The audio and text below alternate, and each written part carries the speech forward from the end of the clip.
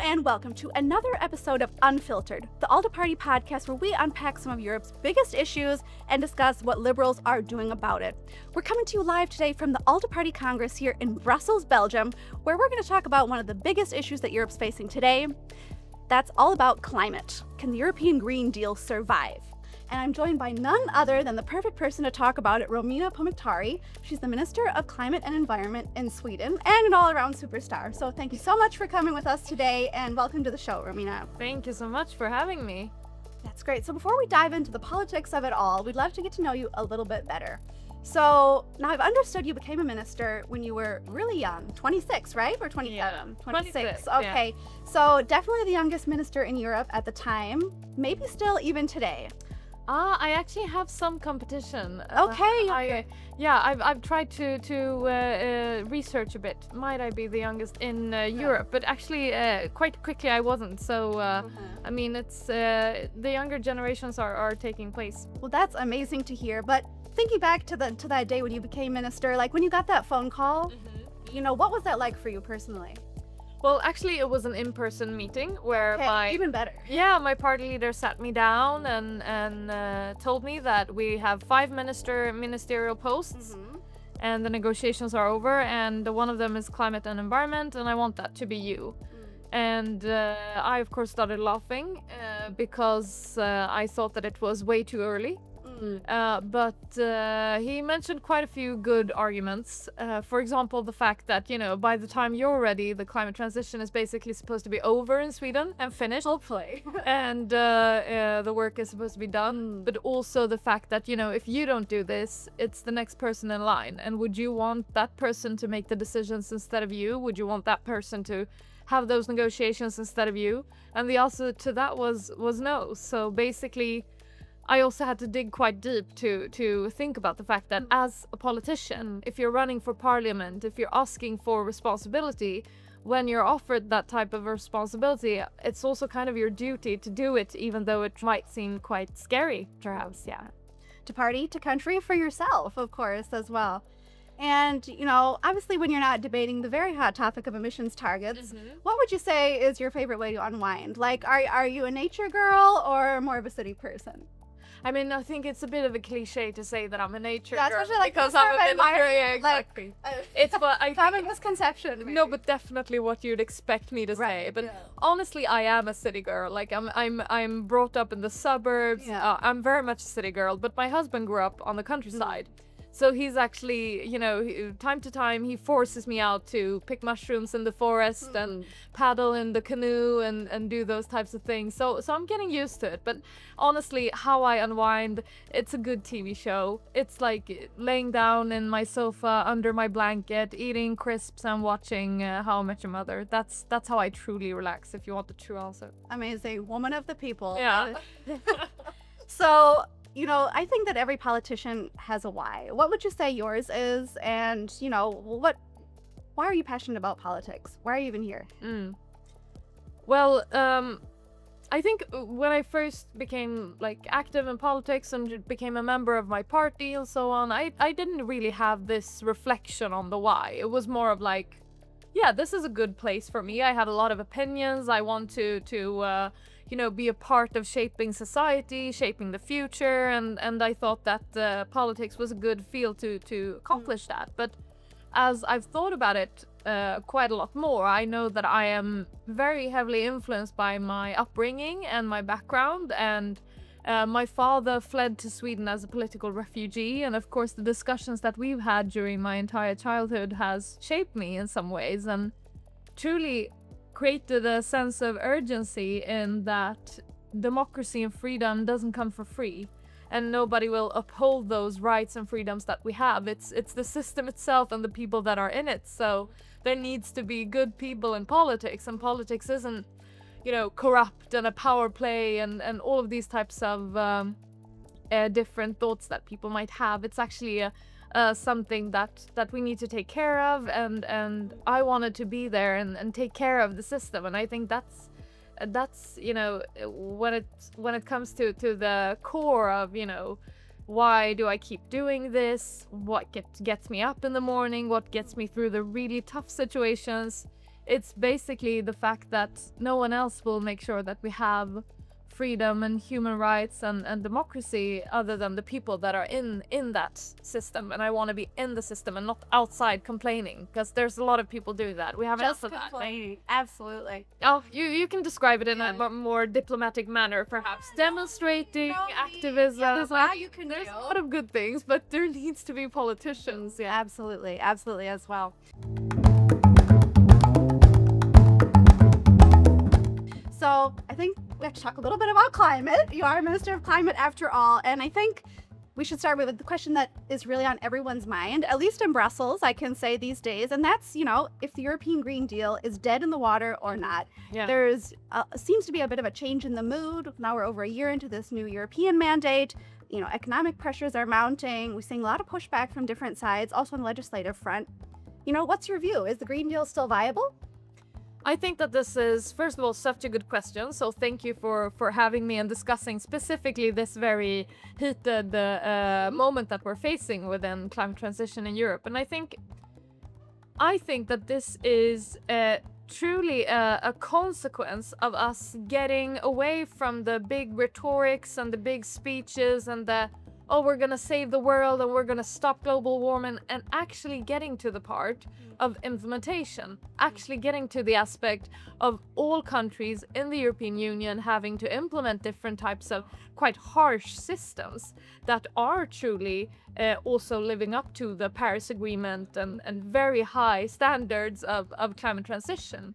So I think that this is very natural, and this is a very good part of the climate work that needs to be done. And this is also something that triggered me when I got the question of becoming minister now, because now is such a good time to be in climate politics. It's not about the big fancy words. It's not about convincing anyone. Everyone's, definitely landed in the fact that we have global warming, we have a climate crisis, and we need to handle it. We have developed the legislation. We have even signed the laws. I signed a few of them myself, but it was very early on. Most of them are already implemented. So we're getting to the part of actually doing the work and actually lowering our emissions in each country of the Union. And that's where the problems show up, right? That's where you get the resistance from certain aspects of industry, or you get the discussion between the ministers on this legislation is affecting my country much worse than it's affecting yours. And it becomes these types of hurdles that are a natural part of actually creating climate transition. So I think that this is a very healthy sign of the Green Deal, because it's not only words anymore, it's actually reality. Okay, but there is one big fancy word, to use your expression, that's been really doing the rounds in Brussels, and that's competitiveness. So how do you think this really fits in the puzzle? Is it a reboot or a replacement of the Green Deal? I think that this is a very good question for me, because I'd say that the competitiveness aspect is one of the main reasons I think that anyone who is concerned about climate, about global warming, should be welcoming of the market economy and of liberalism. Because if we are to truly tackle this challenge, we cannot only work with the countries that are convinced that we should save the world. We need to work with the countries that also don't agree, and that see it as, we need to grow our economy. I need to make sure people are fed. I need to make sure people survive. That's my circumstances. And those countries won't be convinced by doing something for the greater good. Right. Those countries are convinced by watching the economic growth. So that is why Sweden is so important as a voice in climate transition and climate discussions, because we've showed that our economy has grown a lot more as we have lowered our emissions. And it's grown more than our emissions have lowered, but it's still a very impressive journey of almost 40% down on emissions, whilst growing our economy almost 100%. So we've showed that it can be done. And what we're also showing is that we're not growing our economy despite taking care of our planet. We're growing our economy because we are taking care of our planet. We're finding resource efficiency. We're finding ways to strengthen our economy and our competitiveness through climate work. And that creates an interest amongst countries like India, amongst countries like China, that won't perhaps be motivated by the same moral causes that general Europeans are. So I think that competitiveness is so fundamental to be able to create climate transition. if, for example, Europe loses competitiveness, us doing the climate work won't inspire a lot of countries that need to start lowering their emissions. So we need to make sure that competitiveness truly comes first and climate transition goes hand in hand with it. But if we put climate transition above competitiveness, then I think we're doing ourselves a very big disfavor, and we will have a lot bigger problems than the ones that we're facing today. And that's a great lesson, like from Sweden to the world, because Sweden is such a climate front runner. But then you have this whole other story that actually your economy has grown so much more too. And, from your experience in government, what would you say that's the number one lesson you learned from, really getting all types of groups on board with the climate transition, from industry to farmers, from, average citizens? What would you say? I mean, average citizens, I'm quite spoiled as a Swede, yeah? Swede, of course. There's so much passion and engagement from our entire society, and there's not a day without the debate on environmental matters, on chemicals policies, on any type of area in my portfolio. So I'm quite spoiled on that aspect. But when it comes to industry, I think it is so triggering for me when I hear about, when I talk to colleagues like ministers from other countries who are like, oh, but you don't understand because I have farmers, and you don't understand because I have a steel sector. So you have farmers. Yeah, I have a lot of farmers, let me tell you. And why are they not out on the streets? Well, I'd say one of the things is that we're working quite closely with them on finding the proper incentives. For example, I started this initiative to lower the nitrogen emissions from the agri sector, and I did this through creating different support systems and schemes where farmers that do the right thing for the planet actually benefit economically from it. And this is a good way to lower the threshold in a sector that you might view as conservative or against transition. I mean, there's always ways to discuss these matters with people that aren't convinced by the same aspects that I am. Like, for example, I'd say that climate transition is almost as much as taking care of global warming a matter of modernizing our societies and developing our societies and developing the processes in which we do things in our industry, in our agri sector. So, for example, I work quite closely with the universities to have a look on different agri-tech solutions. There's so much development within the tech sector that contributes to lowering emissions in the agricultural sector. So working with those types of methods in the beginning, creating a lower threshold to actually doing the right thing as a farmer, and then maybe introducing more of the stick and having that carrot and the stick in the end, because you need to have both of them. You're not going to get everyone on board if you only have the carrots, so you need the sticks, unfortunately. Yeah, that makes a lot of sense. Coming back a little bit maybe to the European Green Deal and the EU side of things, do you think the EU right now is striking the right balance between regulation and, encouraging innovation? I mean, I'd say, the easy answer is no. And then you can say, definitely not. It's way too bureaucratic. It's way too difficult to implement all of these different ideas we're coming up with and whatnot. But reality is that when you're sitting there, even as a liberal politician, and I have so many wonderful colleagues from the ALDE group in my council, the Council of Environment. And, when we're sitting there and trying to tackle these different types of problems, obviously it's difficult to do without regulation. But I think that if there's something that maybe is like a potential to get better, to be a bit of an optimist here, something that that I think we can do better is to perhaps regulate a bit more what we'd want countries to achieve and a bit less how they are to achieve it. Okay. I mean, oftentimes it's, the European Union agreeing on a certain technique or a certain solution and then saying that, we need to have this amount of solar panels in 10 years. Different countries are going to have different routes. In my country, we would never have low emissions without our nuclear. And I know you're very big on nuclear. Yeah, I'm a very big friend of nuclear. But it's just an example. I mean, I think there's a potential there to maybe perhaps regulate a bit less how different countries do it, because that's also something that grows resistance towards the Green Deal within the countries. Certain countries are, trying to make their voice heard that this legislation or this method of regulating, it just doesn't work in my country. And we need to understand that from the union side as well, I think. Right. And last but not least, if you could change one thing about how climate policy is approached today, what would you change? I think there are many. This is like very difficult. This is like pick your favorite child, yeah? But I think that something that truly needs to be more understood within climate transition is the fact that resource efficiency and circular economy, I mean, I know it sounds like a buzzword, but truly taking care of the resources we have creates a potential for capitalism to actually be the solution to climate work. So I think that I would make sure that it's much more focused on taking care of what we have instead of extracting new raw materials all the time.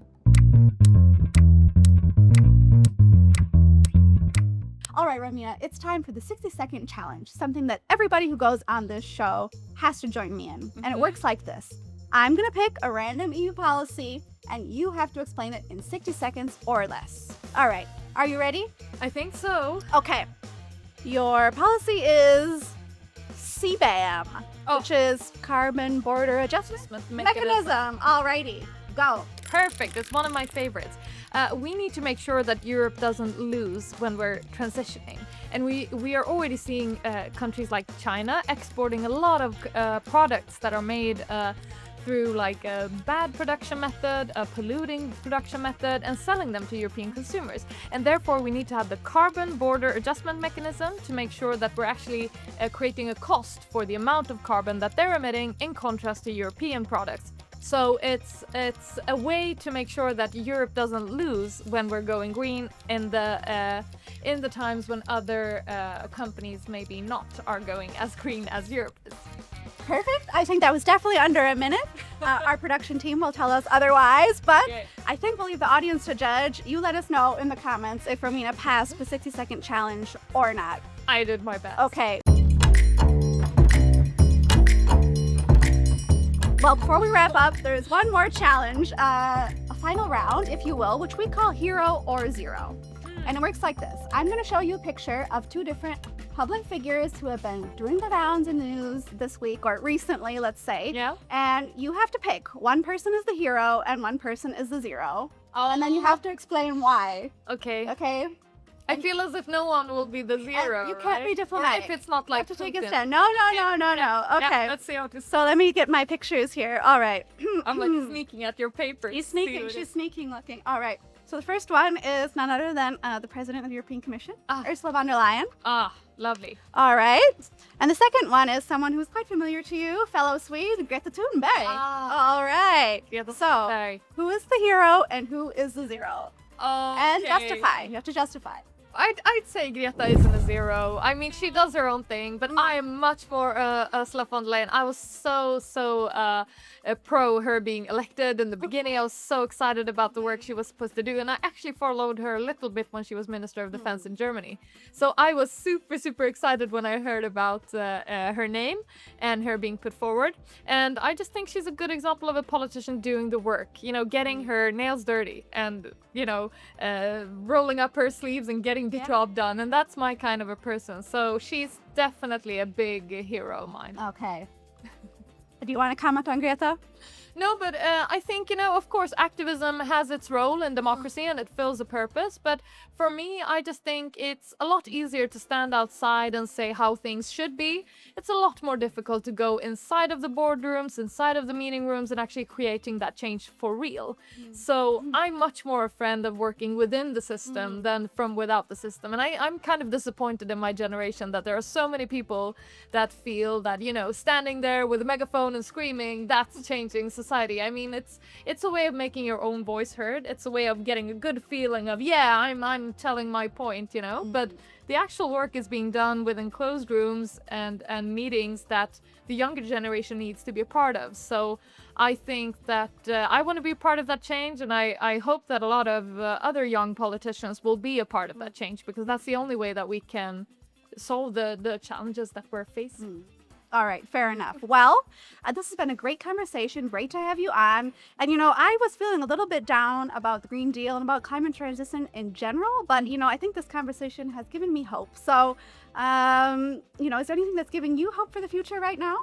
Yeah, definitely. I'd say it's the same thing. I mean, the discussions that we're having, for example, now within the Green Deal and implementing it and all of these types of negotiations, the last one I had was, you could say yesterday and the day before, was basically all of it was negotiations, and today through text, and it's a lot of work, but the work is a consequence of us actually getting to the juicy parts of climate transition. So I think that we should all be hopeful in the sense that the news and the headlines, they're always going to try to play on people's fear and try to create that sort of a dramatic situation. But in reality, it's a matter of the ministers implementing and getting to the difficult parts of green transition. And that's where we should be. So it's a good situation. That gives me hope, truly.